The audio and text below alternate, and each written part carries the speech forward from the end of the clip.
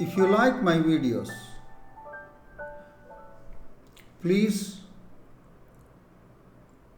register your liking by posting a thumbs up icon in the channel and share the videos with your friends who are aspiring to clear this national eligibility test. If you have not already subscribed, please subscribe my channel. We now discuss the solution of a problem from the section Real Analysis. This question has appeared in the CSIR National Eligibility Test held in December 2023. The problem is related to the zeros of a given differentiable function. This question is from the part B, which is a multiple choice question carrying 3 marks, and its question ID is 704025. The given question is, let f be a differentiable function from the set of real numbers to itself such that f and its derivative f prime have no common zeros in the closed interval 0, 1. So we are given a function from R to itself, the set of real numbers to itself, which is a differentiable function, and f and f prime have no common zeros in the closed interval 0 to 1. Then which one of the following statements is true? We are given 4 options. Option 1, f never vanishes in 0, 1. That means in 0, 1, there is f has no zeros at all. Option 2, f has at most finitely many zeros in 0, 1. Option 3, f has infinitely many zeros in 0, 1. Option 4, the value of f at 1 by 2 is 0. Let's now discuss the solution of the problem in detail. We have the hypothesis that f is a given function from R into itself, which is a differentiable function, and f and f prime have no common zeros in the closed interval 0 to 1. That is the common hypothesis what we have. Now we give an example, counter example, which will take away, some of the options. Right. So let us, that we do in the next slide. And that is the common hypothesis what we have. Agreed? So let us take a function from R to R defined by f of x is equal to x into x minus 1. Very simple function. Right. And clearly f of x is differentiable and its derivative is 2x minus 1. Agreed. What are the zeros of f of x? F of x is equal to 0 will imply x is equal to 0 and x is equal to 1. And what are the zeros of f prime x? F prime x is equal to 0 will imply 2x minus 1 is equal to 0 will imply x is equal to 1 by 2. Thus, f of x has 2 zeros. What are they? X is equal to 0 and x is equal to 1 in the closed interval 0 to 1. And f prime x has 1 0 at x is equal to 1 by 2 in the closed interval 0 to 1. Now let's call the options one after the other. So thus f of x is equal to x into x minus 1 is a differentiable function, and f and f prime have no common zeros in 0 to 1. Such a function we have selected. So f and f prime. So it satisfies the common hypothesis.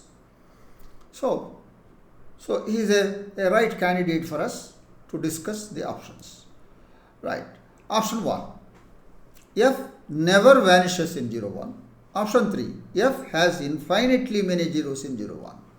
F has only 2 zeros Therefore, f has infinitely many zeros in 0 to 1 is closed interval 0 to 1 is false. So, option 3 is false.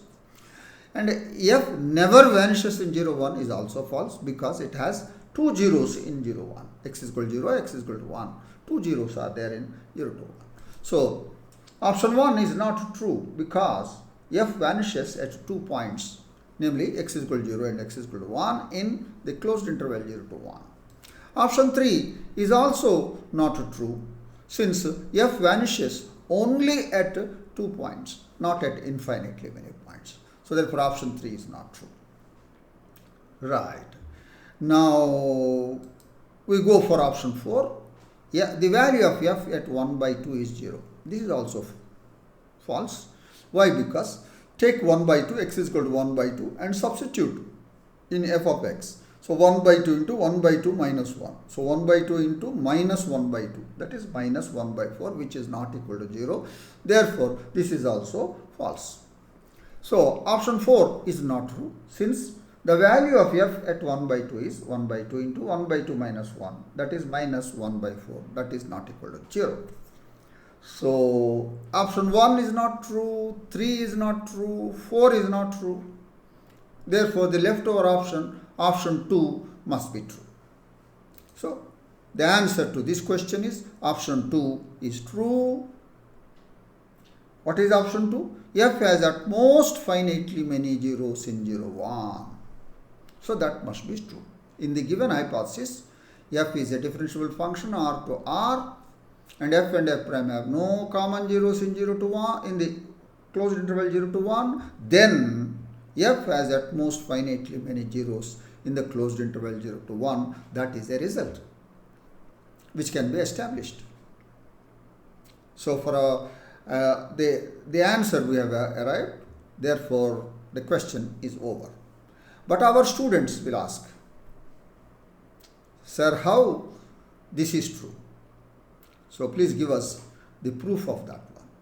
Yes, that we do in the next slide. So, we have the common hypothesis and we have to prove that f has at most finitely many zeros in the closed interval 0 to 1. So, assume the contrary to what is given in the statement of option 2. What is contrary opposite of this? That is, assume that f has infinitely many zeros in 0 to 1.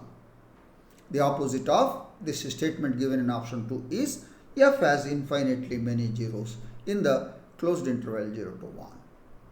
Right. Collect all those zeros and keep it in the set S.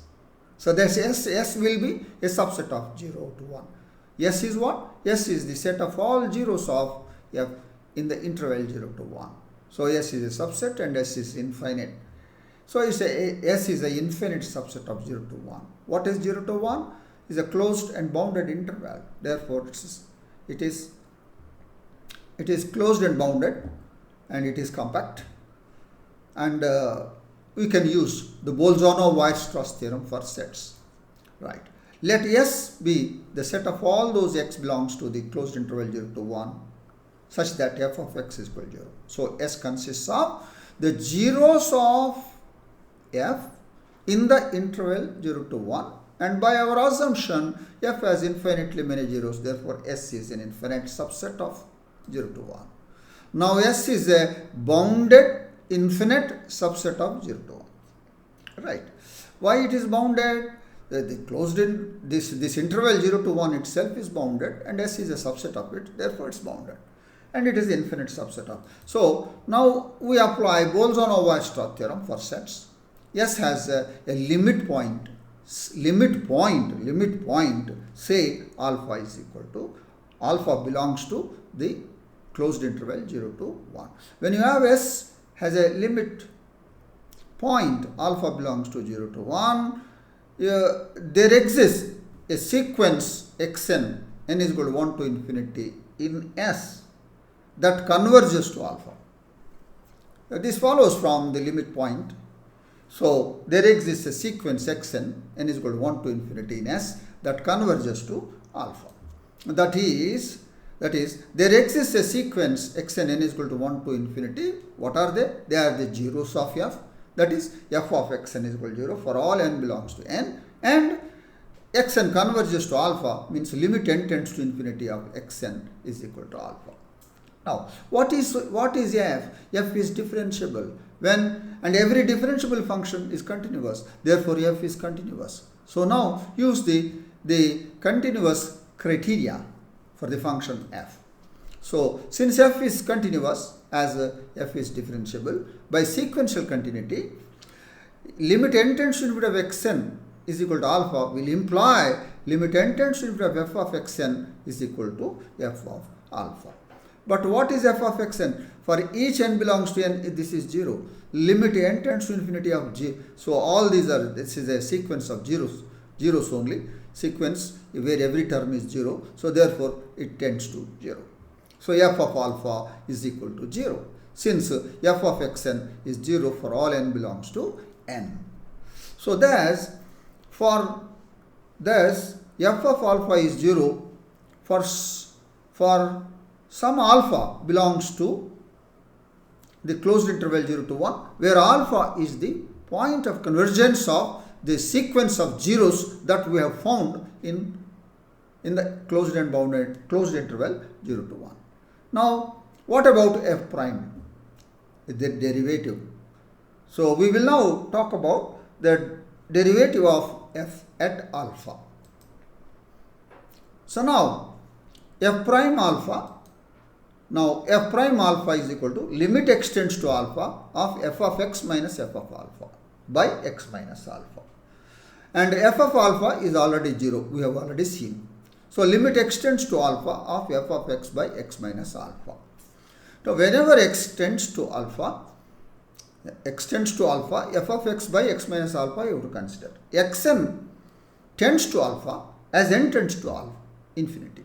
So take the limit. So limit xn tends to alpha of f of xn by xn minus alpha as n tends to infinity. But for each xn, f of xn is 0. That means this will be converted to limit n tends to infinity of f of xn by xn minus alpha, and limit n tends to infinity of f of xn is 0. So therefore this will tend to 0. Since f of xn is 0, and thus you will get f prime alpha is equal to 0, where alpha belongs to 0 to 1. So now what happens? F is vanishing at alpha and its derivative is also vanishing at alpha, where alpha belongs to 0 to 1. That means f and f prime has a common 0 in the closed interval 0 to 1, which is a contradiction, because in our hypothesis we have f and f prime have no common zeros. Right? This contradiction will tell you that your assumption that we have made is false. That is, the assumption that we have made is it has infinitely many zeros in the interval 0 to 1 is not true. Therefore, it has at most finitely many zeros in 0 to 1, hence the result. Thus, f of alpha is equal to 0 and f prime alpha is 0, where alpha belongs to the closed interval 0 to 1. So this implies f and f prime have a common 0, say namely alpha belongs to 0 to 1. This is a contradiction to the fact that f and f prime have no common zeros in the closed interval 0 to 1. This contradiction will tell you our assumption is false. So therefore f has at most finitely many zeros in the closed interval 0 to 1. Thus option 2 is true. Therefore the answer to this question is option 2. That is the detailed discussion of the solution of the problem related to zeros of a function from real analysis. I am sure that you have understood the solution of this problem. I wish you all the best. Thank you.